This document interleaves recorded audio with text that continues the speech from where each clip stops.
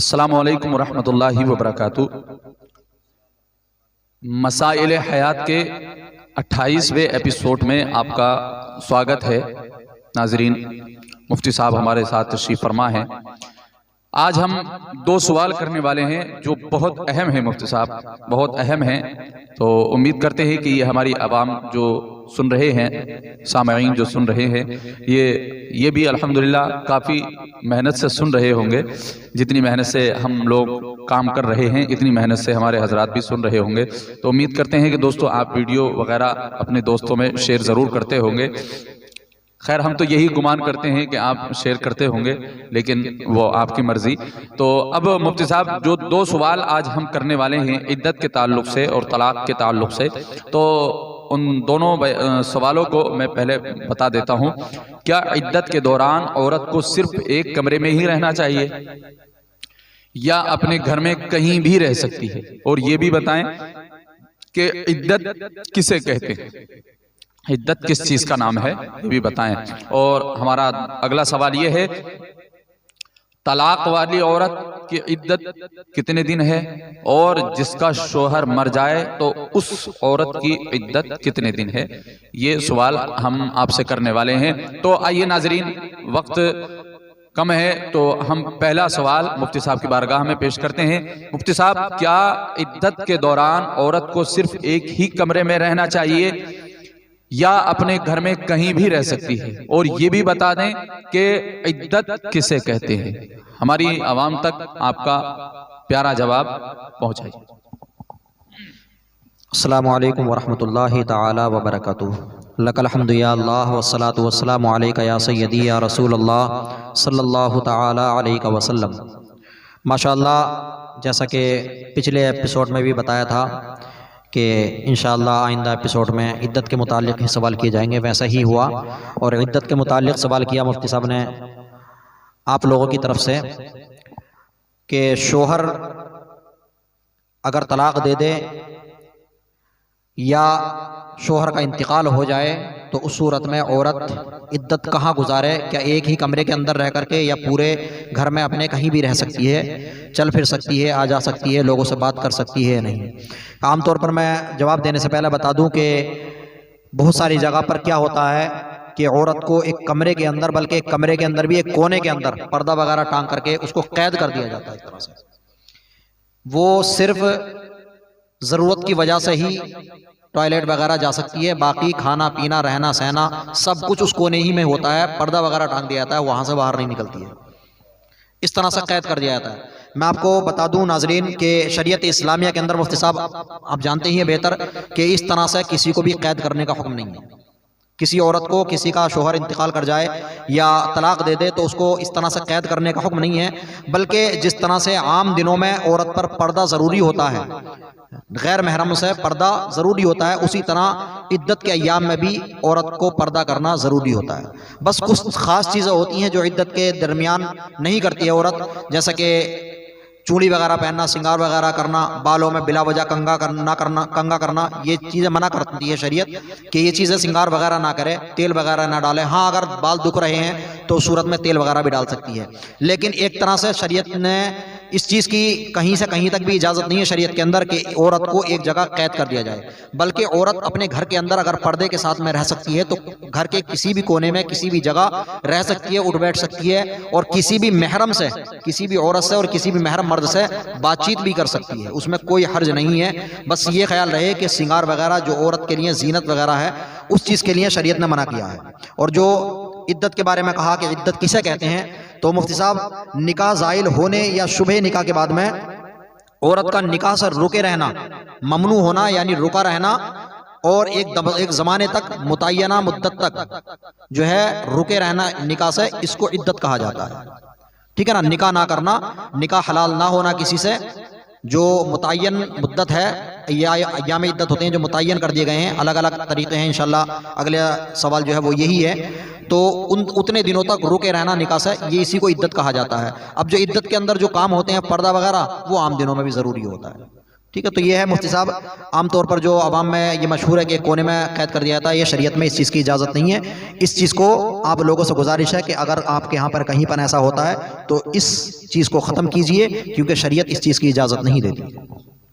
دیکھیے بہت اچھا سوال جواب مفتی صاحب نے عنایت فرمایا۔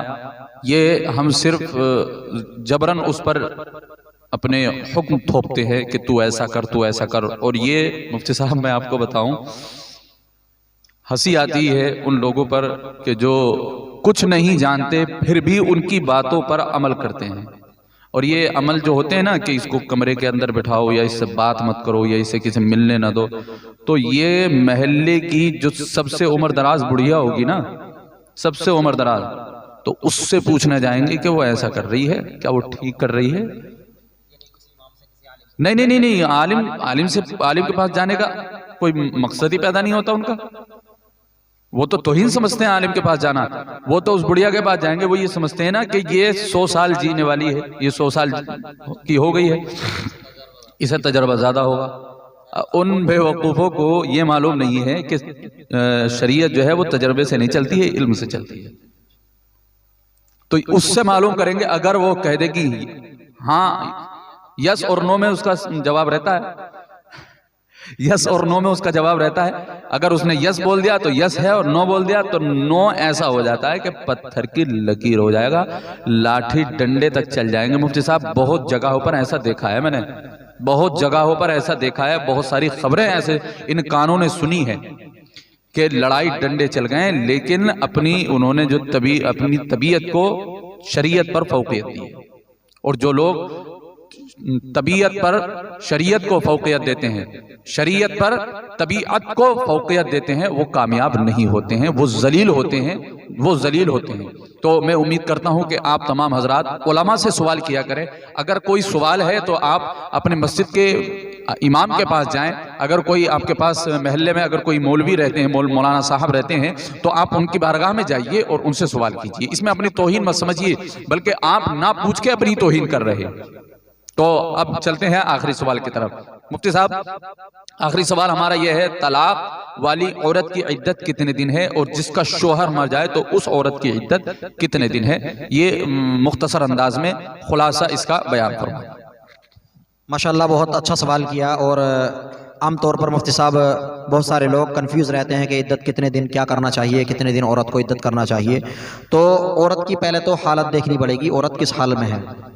یا تو عورت 3 حالتوں سے خالی نہیں ہوگی، یا تو حائضہ ہوگی یعنی حیض والی پیریڈز اس کو آتے ہوئے، یا حاملہ ہوگی پریگننٹ ہوگی، یا پھر عائسہ یعنی کہ اس کی اتنی عمر ہو گئی ہوگی کہ اس کو حیض آنا اب بند ہو گیا ہے، یعنی کہ سن ایاز کو سن ایاز کو یعنی 60 سال کے آس پاس کی ہو گئی ہے، تو عمر زیادہ ہو گئی ہے، حیض آنا بند ہو گیا ہے۔